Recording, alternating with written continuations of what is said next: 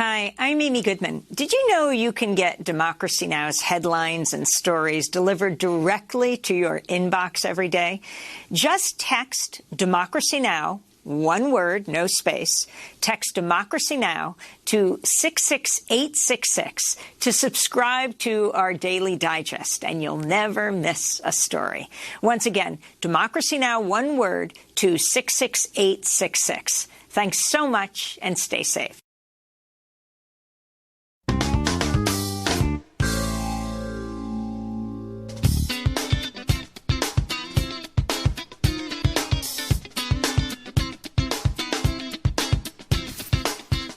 From New York, this is Democracy Now! Compared to the virus we had circulating initially in the United States at the start of the pandemic, the Delta variant is more aggressive and much more transmissible than previously circulating strains. It is one of the most infectious respiratory viruses we know of and that I have seen in my 20-year career. COVID cases continue to rise in the United States and around the world, especially in areas with low vaccination rates. We'll speak to Yale epidemiologist Greg Gonzalez on the 3 things Biden can do right now to stop COVID and save lives. Then we look at the case of former Air Force analyst Daniel Hale, who blew the whistle on the secret U.S. drone and targeted assassination program. Daniel Hale faces up to 11 years in prison. His sentencing is on Tuesday. Daniel Hale is a courageous whistleblower who exposed the extent of the U.S. drone strike program. He does not deserve to go to prison, and we are going to be fighting for his freedom and showing our solidarity with him from the grassroots. Plus, we remember civil rights legend and educator Bob Moses. He's died at the age of 86. All that and more coming up. Welcome to Democracy Now!, democracynow.org, The War and Peace Report. I'm Amy Goodman. As COVID-19 cases continue to rise around the world, fueled by the more transmissible Delta variant, more countries are enacting or considering health passes for vaccinated people. France just approved a highly contested law making proof of vaccination or a negative COVID test mandatory for accessing certain indoor venues. Germany says it's considering similar measures amid surging cases there. In Indonesia, hundreds of children have died in recent weeks as infections continue to surge and hospitals are pushed past their breaking point. Children may make up as many as 12.5% of Indonesia's confirmed infections.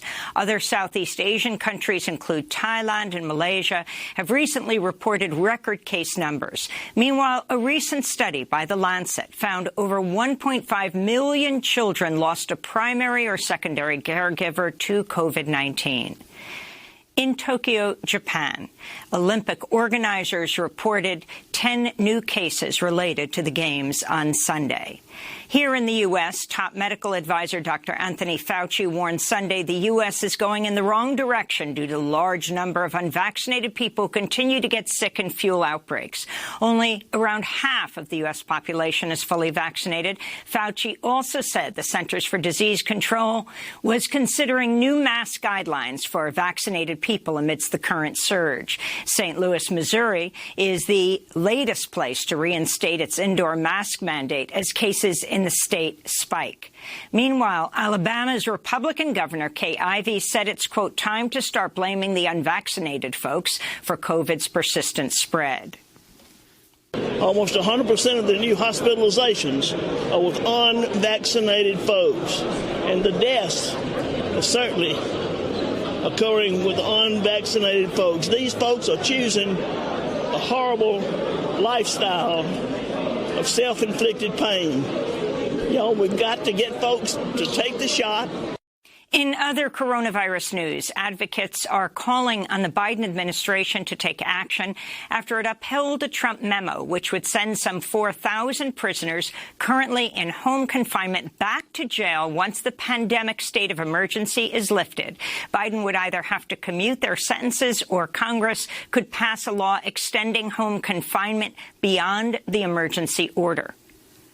The president of Tunisia dismissed the prime minister and suspended parliament Sunday, announcing he would take on executive power with the assistance of a new prime minister. The move came following major protests across Tunisia against the ruling Ennahda party. This is a protester speaking just hours before the president's announcement.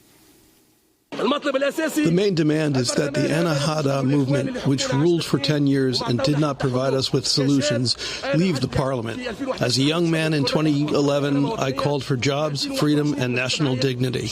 And in 2021, I still call for jobs, freedom, and national dignity. Police released tear gas on crowds after they poured into the streets to celebrate the news as some members of parliament and others accused the president of launching a state coup. Meanwhile, Al Jazeera is reporting police raided their Tunis office earlier today, expelling all the staff and confiscating equipment. The UN says a record 2,400 Afghan civilians were killed or wounded in May and June as fighting between government and Taliban forces escalates. The number of casualties reported in the first half of this year was nearly 50% higher than in 2020. The Afghan government just imposed a nationwide curfew in an effort to curb Taliban advances. Meanwhile, the top U.S. general in Afghanistan said it is likely to continue its airstrikes even after August 31st, when U.S. and NATO forces are expected to complete their withdrawal. The U.S. military launched its second drone strike in Somalia in under a week Friday. It was also the second attack targeting al-Shabaab fighters in Somalia since President Biden took office. Minnesota Congressmember Ilhan Omar, whose family came to the U.S. as Somali refugees, wrote a letter to Biden requesting more information about the strikes. She said, quote, "It's critical that any military action must be part of a broader strategy focused on the security of the Somali people and the stability of the Somali state," unquote. In the occupied West Bank, Israeli forces shot and killed a Palestinian teenager during a protest over illegal Israeli settlements near the town of Beita. Mohammed Munir al-Tamimi was 17 years old. Over 300 others were injured as Israeli soldiers fired tear gas, rubber bullets, and live ammunition on the crowds. Sierra Leone has abolished the death penalty. It's the 23rd African country to do so. Advocates there say capital punishment is a brutal remnant of colonialism, and that the recent vote could serve as an example for the United States. In Guatemala, protests calling for the resignation of the right-wing president Alejandro Giammattei have intensified after the attorney general fired the country's top anti-corruption prosecutor Friday. Juan Francisco Sandoval fled Guatemala just hours after being ousted, fearing for his life. Protesters are also condemning government corruption in the deadly mishandling of the pandemic.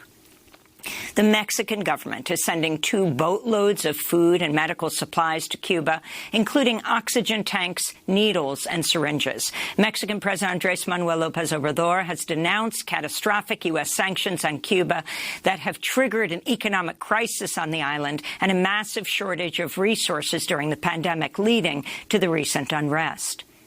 In India, at least 135 people are dead after torrential rains triggered massive floods and landslides across the state of Maharashtra and the city of Mumbai. Dozens are still missing as rescue efforts continue. While monsoon rains are common in India, climate scientists warn global warming has contributed to heavier and more devastating rainfall. This is a resident of Mumbai. The level of the floodwater never rose to 20 to 25 feet. The water level has risen to this height for the first time. All the properties of the residents are destroyed. They have nothing to eat and drink. In more climate news, Northern California's Dixie Fire has become the state's largest blaze this year after it exploded in size in recent days due to high winds and hot, dry temperatures. California fire officials said the blaze had merged with a smaller fly fire over the weekend as they continue to rage through Butte and Plumas counties, forcing residents to evacuate. Dozens of structures have been destroyed, with thousands more at risk. As of Sunday, both the Dixie and Fly fires had burned a combined over 195,000 acres. Meanwhile, the Oregon's Bootleg fire has destroyed more than 400,000 acres. Oregon Governor Kate Brown said the climate crisis, quote, is a hammer hitting us in the head. We're going to see more of these wildfires. They're hotter, they're more fierce, and obviously much more challenging to tackle, and they are a sign of the changing climate impacts. In the last year, Oregon has had 4 federal emergency declarations. Climate change is here, it's real, and it's like a hammer hitting us in the head, and we have to take action. That's Oregon Governor Kate Brown speaking on CNN. At least 86 active large wildfires in the U.S. have scorched nearly 1.5 million acres. This comes as another searing heat wave is set to hit much of the country this week, including the Pacific Northwest, the Rocky Mountains, and the Great Plains. House Speaker Nancy Pelosi added Illinois Congress member and Trump critic Adam Kinzinger to the special committee investigating the January 6th Capitol insurrection. He's the second Republican after Liz Cheney to join the committee. Kinzinger and Cheney were 2 of just 10 House Republicans who voted to impeach Trump over his role in instigating the deadly riot. He was censured by his party for publicly opposing Trump. A growing number of Republican lawmakers are calling on Minority Leader Kevin McCarthy to punish Cheney and Kinzinger for joining the committee. The House panel will start hearing testimony this week. After Nancy Pelosi said no to 2 of McCarthy's 5 Republican picks, he pulled all 5. Mississippi's Attorney General urged the Supreme Court to overturn Roe v. Wade, asking it to rule in favor of a highly contested Mississippi law that would ban most abortions after 15 weeks of pregnancy. The majority conservative Supreme Court agreed to hear the case in May. It's expected to be argued later this year. The president of the Center for Reproductive Rights, Nancy Northup, said the move from Mississippi, quote, reveals the extreme and regressive strategy not just of this law, but of the avalanche of abortion bans and restrictions that are being passed across the country, she said. In New York, over 1,000 immigrants, activists, and their supporters took to the streets Friday to demand Congress and President Biden include in the infrastructure package a pathway to citizenship for all DACA recipients, TPS holders, and immigrant essential workers. Ushered by drivers from the New York Taxi Workers Union, demonstrators shut down traffic on the Manhattan Bridge. And civil rights leader Bob Moses has died at the age of 86. Bob Moses worked with the Student Nonviolent Coordinating Committee to register voters across Mississippi. A former high school teacher, he went on to found the Algebra Project, devoted to improving access to education, particularly in math, for students of color. In 2009, Democracy Now! Spoke with Bob Moses on the first day of the Obama presidency about the ongoing challenges in education. In our country, I think we run sharecropper education. So if we carry that forward into the information age, then we will have serfs in our cities, just like we had serfs in the Delta of Mississippi in the industrial era. And this is the huge challenge facing our country. I think what we need is a movement for our constitutional rights. We need a constitutional amendment, something which simply says every child in the country is a child of the country and is entitled to a quality public school education. And those are some of the headlines. This is Democracy Now!, democracynow.org, the War and Peace Report. I'm Amy Goodman. We begin today's show looking at how 6 months into the Biden administration, COVID-19 cases are continuing to soar here in the United States and around the world. As the highly contagious Delta variant drives an increase in infections, especially in areas with low vaccination rates, some U.S. cities like St. Louis, Missouri, and Los Angeles have reinstated mask mandates indoors and on public transportation for everyone, even vaccinated people. On Sunday, the country's top infectious disease expert, Dr. Anthony Fauci, told CNN the United States is in, quote, unnecessary predicament. We're going in the wrong direction. If you look at the inflection of the curve of new cases, and as you said in the run-in to this interview, that it is among the unvaccinated. And since we have 50% of the country is not fully vaccinated, that's a problem, particularly when you have a variant like Delta, which has this extraordinary characteristic of being able to spread very efficiently and very easily from person to person. Meanwhile, a new campaign kicked off Friday. that aims to use the Olympic Games to raise awareness that much of the world has yet to see a single vaccine dose, with less than 1% of COVID vaccines now distributed to low-income countries, 0.3%. The People's Vaccine Alliance and Public Citizen are pushing rich countries to, quote, stop playing games and invest in global vaccine manufacturing.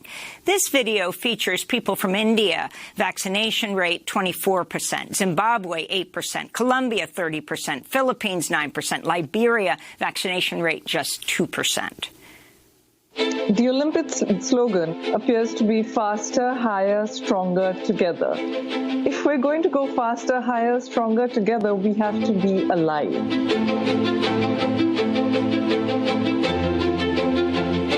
When I heard that there was a vaccine, I was so hopeful. And I thought, wow, this is going to change things for us. Now people are dying around me. We were watching the news that the U.S. were vaccinating people at this tremendously fast rate, and we were not having like one single vaccine applied here. Still waiting to get vaccinated. If you ask me when, I still don't know. How can we now play Olympics when there is COVID still raging like hell in Africa? The campaign calls on President Biden to launch a $25 billion global vaccine manufacturing program to produce 8 billion doses of mRNA vaccine within a year, enough for more than half the world's population. On Friday, dozens of members of Congress called for including additional funding in the reconciliation package to produce and distribute COVID-19 vaccines worldwide, saying, quote, no investment in the fight against COVID-19 is more urgent and cost-effective now than an investment in getting the world vaccinated as quickly as possible. For more, we're joined by Greg Gonsalves, co-director of the Global Health Justice Partnership and assistant professor of epidemiology at the Yale School of Public Health. His article for The Nation is headlined, 3 Things Biden Can Do Right Now to Stop COVID and Save Lives. Welcome back to Democracy Now!, Professor Gonsalves. So why don't you just lay those out? Start with what you think is the most important thing 6 months into his presidency, President Biden can do. So a couple of 3 things. First is that we need massive scale up of mRNA vaccines, as the new campaign suggests. We can do that in a couple of different ways, and we need to do them both at the same time. One is to invest in vaccine hubs around the world, like the one in South Africa that the World Health Organization announced a few weeks ago. That's going to require an investment, not just of money, but of time, people, effort, technology transfer for the recipes and all the other sort of technical know-how that's involved in manufacturing these mRNA vaccines. But we can also produce at home under the Defense Production Act and set up a factory here or nearby in Canada, for instance, or in our partner nations in the EU to scale up closer to home where companies like Moderna have partners like Lonza, which is in New Hampshire, which could be supported through the Defense Production Act by $10 billion that's already sitting in the Treasury from the American Rescue Plan Act for instances just like this to scale up mRNA vaccines. There's been sort of a line from the company executives that we're working as fast as we can and you'll have all you need in a year or so. In a year or so with Delta means there's going to be millions more infected, millions more dead around the world. Finally, as you said, our vaccination in the United States is not as great as we would like it to be. That means there's millions of unused doses sitting around the United States, some getting ready to expire. But we should be exporting vaccines rather than sitting on them and hoarding them. We've talked about, we just saw last week that the U.S. has suggested we're going to purchase 200 million doses of the Pfizer vaccine for potential boosting of our own population, when, as you said in earlier in this segment, that there's some countries that have 2% of their population vaccinated. If we don't stop the virus all around the world, we're not going to stop it anywhere, as we've seen with the emergence of Delta and Alpha and other variants from one nation quickly spreading across the globe and taking over.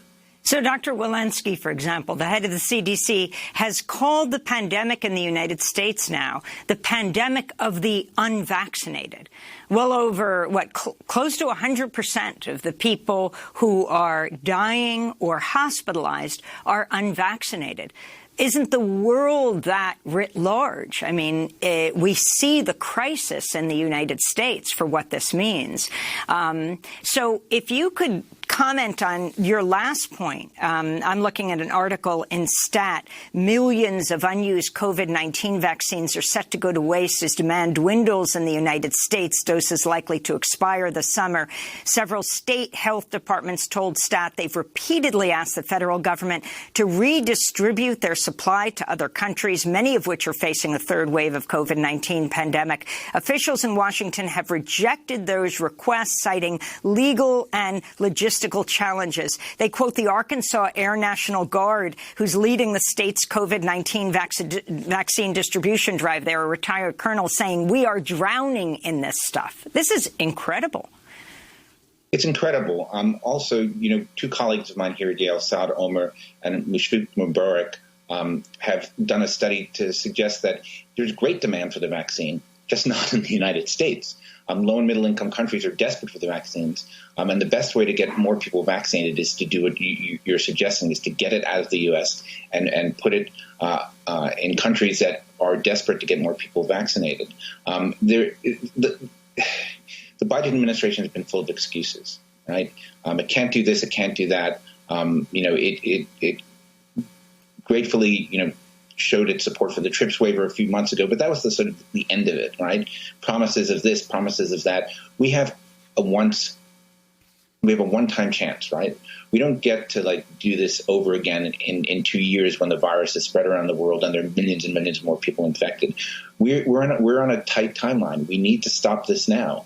The U.S. can do this, as Public Citizens Campaign suggests, $25 billion for 8 billion doses, or even less than that in some of the other sort of analyses I've seen, for instance, for PrEP for All. We could do this in a cost-effective manner and vaccinate the world. I'm an AIDS activist. I remember when President Bush announced the President's emergency plan for AIDS relief, and everybody said it was impossible to get antiretroviral therapy to low and middle-income countries. Well, it got done, and now there are millions of people around the world alive today because of that work. President Biden could be a leader, and this could be his legacy. Right now, the legacy is not looking good. He's the person who let the pandemic rage across the world when he could have done something. On Friday, Pfizer said the United States government will purchase 200 million more doses of its coronavirus vaccine. This is White House Press Secretary Jen Psaki responding to the announcement. Many times that we were like Boy Scouts and Girl Scouts, and we were going to prepare for every contingency. That's the job of the federal government, right, to ensure we have maximum flexibility. We don't know if we'll need a booster shot. That's going to be up to the research that's ongoing with the FDA. That's not a recommendation that's currently made. We also don't know. We also can't predict what the outcome will be of research on kids under 12. We're certainly hopeful. And we don't know which vaccine will be most effective. But we want to have maximum flexibility, so this is an effort to provide us with that. So if you could comment on this, and also the whole debate over boosters. I said Pfizer announced the U.S. government would be buying this. Also, Pfizer announced that probably you would need boosters, despite a rare joint CDC-FDA statement saying that, in fact, is not the case. Who's running the show here, the pharmaceutical companies in the United States or the Biden administration? If we talk about the history of drug pricing and drug regulation in the United States, we know who runs the show here in the United States, the pharmaceutical lobby. That's part of the point. The point is that the Biden administration is taking its line from industry on this. We may need boosters for the immunocompromised, for the elderly. We've seen some breakthrough infections with Delta, which are concerning. The point is that at this point, suggestions like the press secretary is making about potentially needing boosters or potentially needing to vaccinate kids this fall or into the winter amounts to hoarding right now, right? And it's, everybody complained about President Trump's sort of America First policy. Well, this is a little bit about America First 2.0. The point is that there are millions and billions of people around the world that are dire risk for sickness and death from COVID-19. There are new variants being spawned every day. We let the virus mutate and replicate across the world. And so this whole idea that we're going to sort of keep stockpiling vaccines here until we can vaccinate ourselves 10 times over, like some other countries like Canada, it's just unseemly, unnecessary, and unwise. So explain how it would work, and also explain what COVAX is. But for Africa, for Asia, what it would look like if, well, for example, the TRIPS waiver were granted on intellectual property, forcing the companies. It's interesting, the main countries who are saying no to a waiver are Germany and England, where two of the major pharmaceutical companies are based that made the vaccines. What would it look like if it was made available, the recipes, to other pharmaceutical companies who haven't developed the vaccine but have the ability to manufacture it? Well, look, the TRIPS waiver is being negotiated now. It's going to take some time. The United States put in lots of money, billions of dollars, into the development of the Moderna vaccine. We also own large chunks of the intellectual property and patents on those vaccines. So we don't need the TRIPS waiver to do a domestic production effort to scale up, millions and billions of doses in the United States. We can do it tomorrow. Right? We could say we're going to make an effort to build a vaccine, a new plant, a retrofit a plant in the United States or somewhere nearby. We could invoke our intellectual property and patent rights as the American public on those vaccines, use the money that's in the bank, the $10 billion in the Treasury, to scale up vaccination right now. At the same time, South Africa is setting up a hub to manufacture COVID vaccines and probably pandemic vaccines for the long term. There are other companies around the world who could get on board to manufacture mRNA vaccines with appropriate technology transfer. The main thing that's absent at the current moment is political will from the White House. And I don't know who is advising the president on that. That ignoring the global pandemic is a wise policy move in any way, shape, or form. He may think his domestic concerns are a priority, but that is so short-sighted and myopic that's putting us in danger. Right? Again, we're not going to vanquish this virus. We're not going to bring it down to levels that will give us some semblance of normality within the next 2 to 3 years, unless we can deal with the global pandemic. And we need the political will to do it. The mechanics of it. We have a federal government that can figure out many different ways of getting this done. They have the tools, they have the resources, they have the power, they have the claims on the mRNA vaccine from Moderna right now, without any extraordinary measures to do what's right now. Explain these breakthrough infections and how concerned you think people should be in the United States, around the world. In LA, 20% of the new infections are people who've been fully vaccinated. Well, let's put it this way. These vaccines are enormously potent at preventing serious disease and death, right? So if you catch SARS-CoV-2, having been vaccinated with the mRNA vaccines, you're likely to have an asymptomatic or mild infection. The point is that it's all about exposure, right? These vaccines are not 100% effective. And if you put 10 people in a room who are unvaccinated, shedding the Delta variant, which is highly contagious, as Dr. Fauci mentioned, you're just putting the vaccines at a distinct disadvantage. The vaccine-acquired immunity that you got is not a brick wall. They're 95% effective, 91% effective. I can't remember the exact figures, but that doesn't mean 100%. And so you need to be able to protect yourself from being basically awash in a sea of virus where vaccines can stumble. That being said, the number of vaccinated people who are in hospitals right now is a tiny, tiny proportion of the people hospitalized. 99% of people who are in hospitals right now are unvaccinated individuals in the United States. We just have 30 seconds, Greg, but as you said, you were a longtime AIDS activist. We're talking to you as an epidemiologist at Yale University, but can you talk about the role of activism, for example, for what you think needs to be done for Biden at this point to ensure that people around the world are vaccinated, which would protect, of course, his own country, the United States? So AIDS activists are back in the game for COVID-19, and many of us who were arguing for access to COVID-19 vaccines and mRNA scale-up are the same people who were fighting for global AIDS treatment access 20 years ago. The point is, this is a political problem right now. It's not a technological one. It's not a legal one. It is a political problem. And AIDS activists, people who care about the health of the planet, who care about the health of Americans, need to get to the White House, to get to the officials in Congress who can get to the White House and say, get to work. The point is, we can beat COVID globally if we have the political will to do so. Greg Gonzalez, we want to thank you for being with us, co-director of the Global Health Justice Partnership, assistant professor at epidemiology at Yale School of Public Health. We'll link to your piece in The Nation, 3 things Biden can do right now to stop COVID and save lives. Next up, we look at the case of former Air Force analyst Daniel Hale, who blew the whistle on the secret U.S. drone and target assassination program. He faces up to 11 years in prison, will be sentenced Tuesday. Stay with us.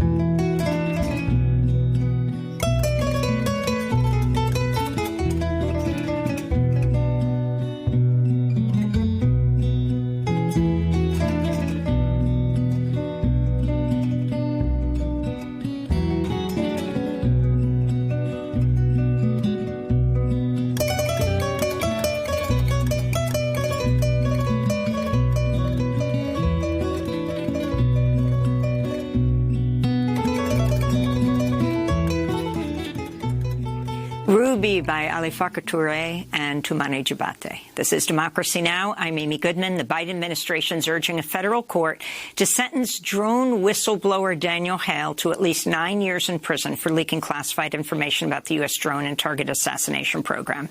Hale was enlisted in the U.S. Air Force from 2009 to 2013, during which time he worked with the National Security Agency and JSOC, the Joint Special Operations Task Force at Bagram Air Base in Afghanistan, where he helped identify targets for assassination. He later worked as a contractor for the National Geospatial Intelligence Agency. In March, Daniel Hale pleaded guilty to 1 count of violating the World War I-era Espionage Act for leaking documents exposing the drone program. He'll be sentenced Tuesday.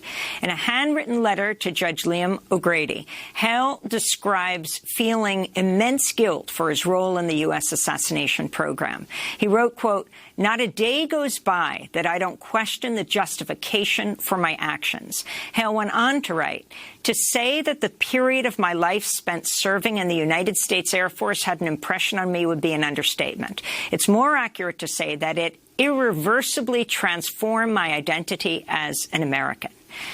Daniel Hale's lawyers are seeking a 12 to 18-month sentence. In a court filing, his lawyers state, quote, "The facts regarding Mr. Hale's motive are clear. He committed the offense to bring attention to what he believed to be immoral government conduct committed under the cloak of secrecy and contrary to public statements of then-President Obama regarding the alleged precision of the United States military's drone program." Famed NSA whistleblower Edward Snowden has voiced his support for Daniel Hale. I spoke to Ed Snowden in May. Daniel Hale is one of the most consequential whistleblowers who sacrificed everything, an incredibly courageous person, to tell us that the drone war that, is so obviously occurring to everyone else, but the government was still officially denying in so many ways, is here, it is happening, and 90% of the casualties in one 5-month period were innocents or bystanders or not the target of the drone strike. We could not establish that. We could not prove that without Daniel Hale's voice. In a moment, we'll be joined by one of Daniel Hale's close friends, as well as one of his lawyers. But first, we turn to Daniel Hale, in his own words, speaking in the documentary National Bird, a film by Sonia Kennebec. The people who defend drones and defend the way that they're used, they always say, they protect American lives by not putting them in harm's way. But what they really do is they just embolden commanders. They embolden decision makers because there is no threat. There is no immediate consequence. can do this strike and they can potentially kill this person that they're so desperate to get and to eliminate because of how dangerous, potentially dangerous they could be to the U.S. But if it just so happens that they don't kill that person or that some other people are involved in the strike and get killed as well, there's no consequence for it.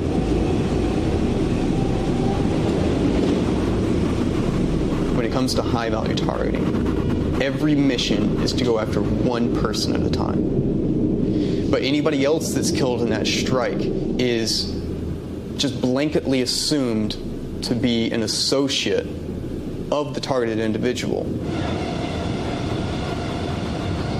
So as long as they can reasonably identify that all of the people in the field of view of the camera are military-aged males, meaning anybody who's believed to be of age 16 or older, they are a legitimate target under the rules of engagement.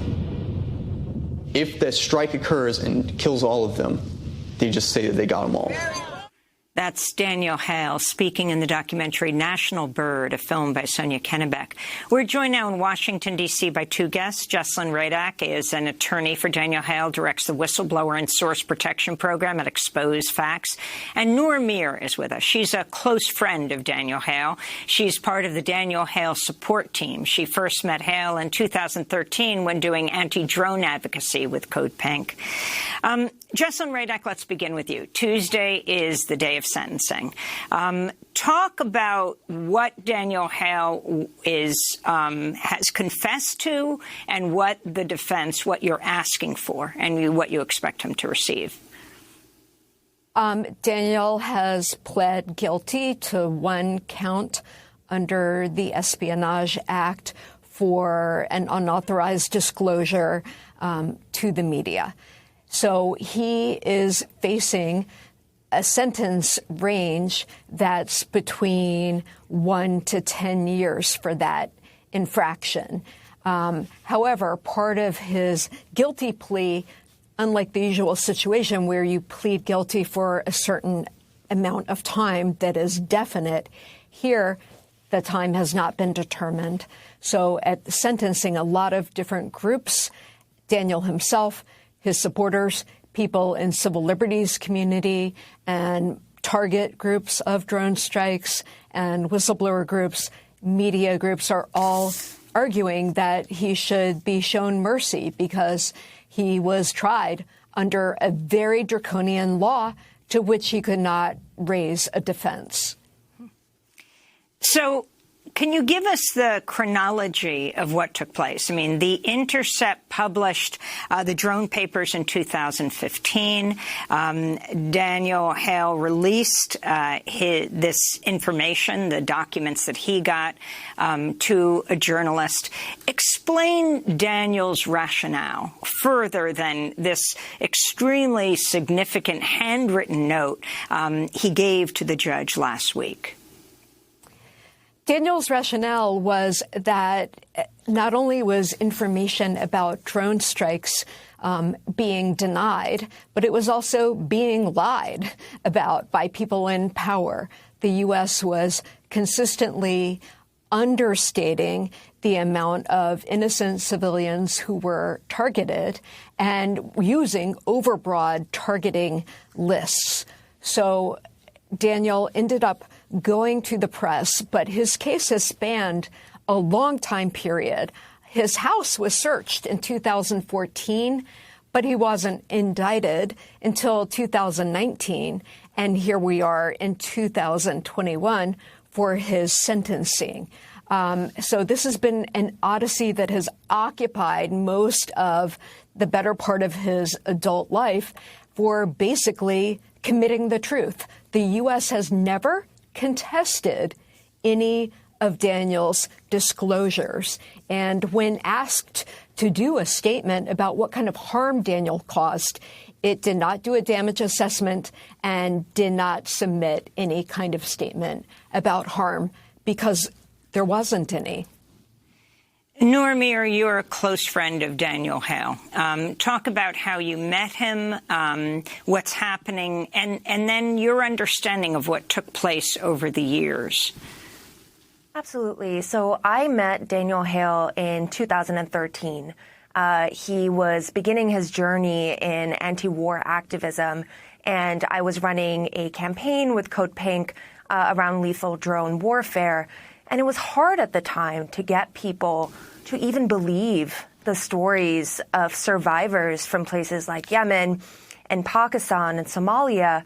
And here we had a veteran who not only believed these stories, but was able to talk about what he had witnessed. Over the years, before Daniel moved to Tennessee, he was a vocal supporter of wars, of opposing wars around the world. And when he came back to D.C.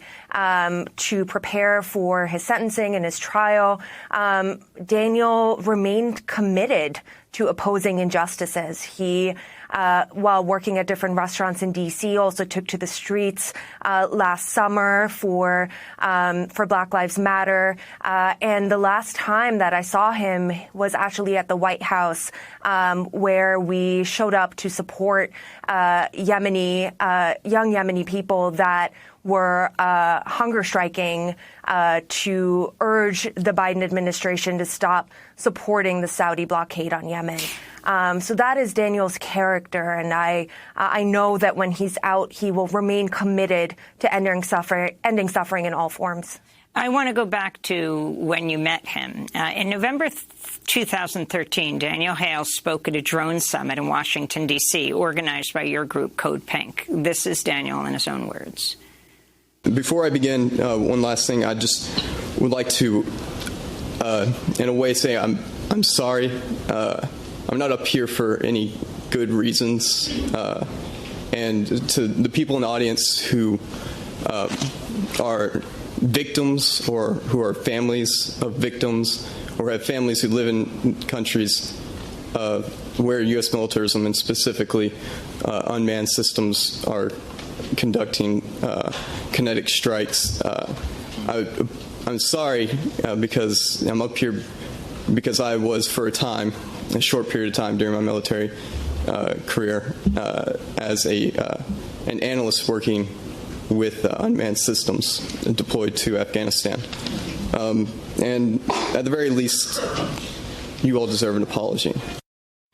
So that's Daniel in 2013 when you met him. I want to go just a little further to January 2014 when he spoke at a rally outside the White House, as you described, calling for the closing of the U.S. military prison at Guantanamo. Good afternoon, everybody. My name is Daniel Hale. I was a veteran in the United States Air Force from 2009 until 2013. Through my experience and my deployment to Afghanistan, where I was primarily tasked with pursuing high-value targets through the utilization of unmanned systems, or otherwise known as drones, I came to learn of the thousands of prisoners who remain at the prison in Bagram Air Force Base to this day, who are in similar situations to those at Guantanamo, who are continually held indefinitely for benign or otherwise petty offenses or reasons not given to them whatsoever. So that was Daniel Hale about 6 years ago. Noor Mir, if you can talk about what haunts Daniel the most about the assassination targeting he was doing in Afghanistan, and you yourself, your family is from Pakistan, you've interviewed drone attack survivors. If you can talk about the impact on Daniel. Yeah, thank you for that question. And I would say the impact of everything that is happening and has happened in Daniel's life, where I see it showing up the most is he is hungry for people to care about the actual story of those people that were not intended targets. He wants people, when they are outraged about what's happening to him as a whistleblower, to care equally about truth tellers that have traveled to the U.S. to demand justice. For people like Nabila, who was playing in a field as a 7-year-old in Pakistan and saw her grandmother blown into pieces. About Abdul Rahman, who was a teenager who was eating dinner with his cousins 2 weeks after his father was assassinated and similarly was killed. About Faisal, who Daniel wrote about in his letter and was a speaker at the drone conference that I organized, who was actually denied an apology by Obama's Department of Justice in exchange for offering to drop his lawsuit against them. I think that's what haunts Daniel, is that those stories are not being centered. And that is the motive that he has explained for his disclosures. Noor, New York Magazine did a very powerful piece about Daniel called The Drone Leaker. And in it, they describe this intervention that you did, organizing all of his friends. He didn't know this was going to happen, to be with him, to more defend himself than he was. Can you talk about that? Yes, and I think a lot of this stems from his discomfort at being the center of the story. He said, this isn't about me. Why is this about me? This is about the people that were killed that are still being killed. And that discomfort, I think, ended up being paralyzing. He felt like he shouldn't be the one that people are writing about, that he shouldn't be, taking away resources or attention. And we needed to have this intervention to say, hey, actually what is happening to you will impact how future whistleblowers and truth tellers approach this. It might hold them back. It's important for you to be able to talk about what's going on, and we are here to support you. So that intervention was needed. I'm sure it was uncomfortable, but we're very grateful for all the friends that have come together to be able to support Daniel in this way. And can you explain, knowing him as you do, when asked how he should be described, as a whistleblower, he said no, as a traitor. What does he mean? That's a really good question. I think that for Daniel, that is what the government is calling him. And I think that I see it as an attempt to say, you can call me that. You can call me a traitor if that is how you want to paint me. So I believe that, this is his way of saying, you can call me what you want, but I did what I did. And I know that I did it for the right reasons. Before we end, I want to read more from Daniel Hale's letter to the judge and get Jesselyn Radak's final words. Daniel Hale wrote in his own handwriting, Your Honor, the truest truism that I've come to understand about the nature of war is that war is trauma.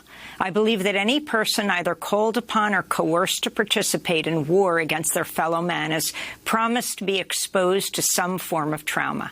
In that way, no soldier blessed to have returned home from war does so uninjured.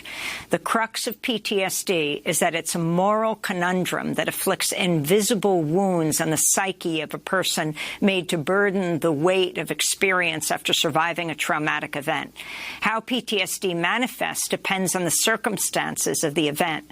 So how is the drone operator to process this? The victorious rifleman, unquestioningly remorseful, at least keeps his honor intact by having faced off against his enemy on the battlefield. The determined fighter pilot has the luxury of not having to witness the gruesome aftermath. But what possibly could I have done to cope with the undeniable cruelties that I perpetuated? My conscience, once held at bay, came roaring back to life. At first, I tried to ignore it, wishing instead that someone, better placed than I, should come along to take this cup from me. But this, too, was folly. Left to decide whether to act, I only could do that which I ought to do before God and my own conscience. The answer came to me that to stop the cycle of violence, I ought to sacrifice my own life and not that of another person. So I contacted an investigative reporter with whom I had had an established prior relationship and told him I had something the American people needed to know. Those are the words of Daniel Hale in a handwritten letter to the judge last week. Jesselyn Radak, you have 30 seconds. This is just 24 hours before the judge will rule on Daniel's sentencing. unfortunately, what you just read in that moving letter is not allowed in had this case gone to trial. Dan has expressed sentiments similar to other drone clients, but under the Espionage Act, your intent, your pure motive is irrelevant. And that is the cruelty that the government tried him under such a strenuous, draconian law that he can't raise any of what you just read as a defense to why he blew the whistle. Jessalyn Radack, I want to thank you for being with us, one of the attorneys for Daniel Hale, director of the Whistleblower and Source Protection Program at Exposed Facts, and Noor Mir, close friend of Daniel Hale, part of his support team. Next up, Bob Moses, remembered in his own words. Stay with us.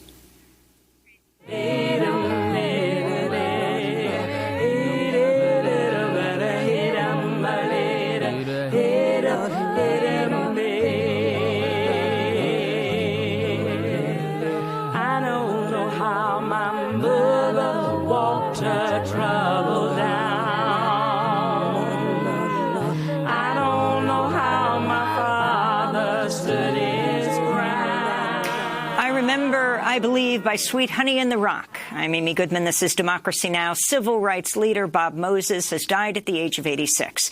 He worked with SNCC, the Student Nonviolent Coordinating Committee, to register voters across Mississippi. In 1964, he helped organize the Mississippi Freedom Summer Project. Bob Moses went on to found the Algebra Project, devoted to improving access to education, particularly in math, for students of color. In 2009, I spoke with Bob Moses on the first day of the Obama presidency. He talked about how civil rights activists in the 60s helped lay the foundation for Obama's presidency. In order to become president of the United States, you have to be nominated by one of the two political parties. So the crucial thing for me was, in reflecting back, was the 1964 challenge of the Mississippi Freedom Democratic Party to the National Democratic Convention, because that was where the stage was set that allowed this to happen, because without opening up the national political structure in the country, this wasn't going to happen. And you know, we could have gotten the right to vote without the opening up of the national political party structure.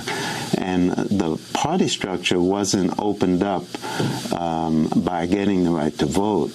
The party structure was opened up by directly challenging in Mississippi the right of Mississippi to send an all-white delegation to the 1964 National Democratic Convention. And it was Fannie Lou Hamer and all the people in that delegation that really forced the National Democratic Party to open up, you know.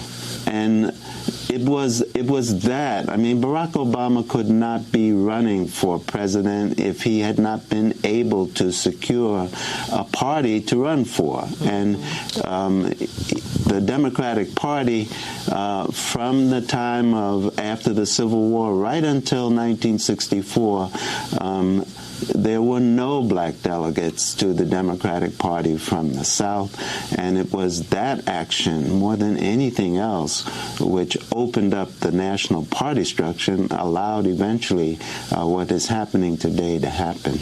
Can you take us from 1964, the battle for voting and civil rights, to what you see happening today, to the progress and also warnings that you have for us, or suggestions, recommendations? So my main idea, I try to look at this event through the lens of the evolution in this country, of the idea who in our country are the people who have constitutional rights and constitutional responsibilities, and the evolution of the expansion of that. And I think the country kind of moves in cycles which take roughly around 3/4 of a century. So I look at the time from 1787 until the Civil War as a time in which we had, yes, constitutional constitutional people, mostly white men, but then we had constitutional property, African Americans who were slaves. And then we had this horrendous war. 600,000 people are killed during the war. And we come out of the war, and Lincoln, whom Obama is rightly looking at, we get rid of the idea of constitutional property, but African Americans don't quite become full-fledged citizens. And when we were in Mississippi, people all the time were saying, well, we want to be first-class citizens. And so the implication being that they were second or even third-class citizens. So the civil rights movement, and here I think we have to give credibility to the sit-in movement, to the young black students at the historically black colleges who really dismantled Jim Crow in the area of its public accommodations with the sit-in movement. They actually dismantled that aspect of Jim Crow. So then there was this dismantling of it around the right to vote, and what I was talking about earlier also around the national party structure. But you know, when I was sitting in the federal district courthouse, I was in the witness stand, and if you remember, this was in the spring of 1963, and at that time President Kennedy was still alive. Bobby Kennedy was Attorney General. Burke Marshall was the Assistant Attorney General for Civil Rights, and John Doe was my lawyer. He was their chief litigator in the field. And the judge, Judge Clayton, who was a federal district judge, we had taken hundreds of sharecroppers in Greenwood to register, and then subsequently the SNCC field secretaries had been arrested. And Burke had our cases removed to the federal courts. So Judge Clayton looks over and he wants to know, why are we taking illiterates down to register to vote? And so in a nutshell, our answer is, well, the country can't have its cake and eat it too. It can't have denied a whole people access to literacy through its political arrangements, and then turn around and say, well, you can't access politics because you're illiterate. And we won that struggle. We won it in the courts, and it was Judge Wisdom's decision in the case of U.S. v. Louisiana, where he said, well, we can't allow the state of Louisiana to have authority over the actual qualifications of voting. That has to be moved to the federal system. So the 1965 Voting Rights Act gave the federal government the responsibility of saying who could qualify for the right to vote. But we didn't win the issue of illiteracy, and I think that's the issue that in this evolution of who are the constitutional people, the children of our country do not have a constitutional right to a public school education, and you have to look at the Rodriguez case, 1971, Mexican Americans who sued in Texas for equity. Their case went all the way up to the Supreme Court. And the Supreme Court said, you can't come here into the federal system for relief because there's no substantive federal right to a constitutional right to an public school education in this country. I think really that in our country, and this is going to be a huge challenge for the Barack Obama administration, in our country, I think we run sharecropper education. That is an education that you can trace. When the judge asked me that question, because in the Delta of Mississippi, sharecroppers were assigned to do a certain kind of work, and so the idea was you only need a certain kind of education. So if we carry that forward into the information age, then we will have serfs in our cities, just like we had serfs in the Delta of Mississippi in the industrial era. And this is the huge challenge facing our country. I think what we need is a movement for our constitutional rights. We need a constitutional amendment, something which simply says every child in the country is a child of the country and is entitled to a quality public school education. That's civil rights leader Bob Moses, former field secretary for SNCC, the Student Nonviolent Coordinating Committee, and founder of the Algebra Project. He's died in Florida at the age of 86. To see our interview with him on Obama's first inauguration, along with Alice Walker, go to democracynow.org. I'm Amy Goodman. Thanks for joining us.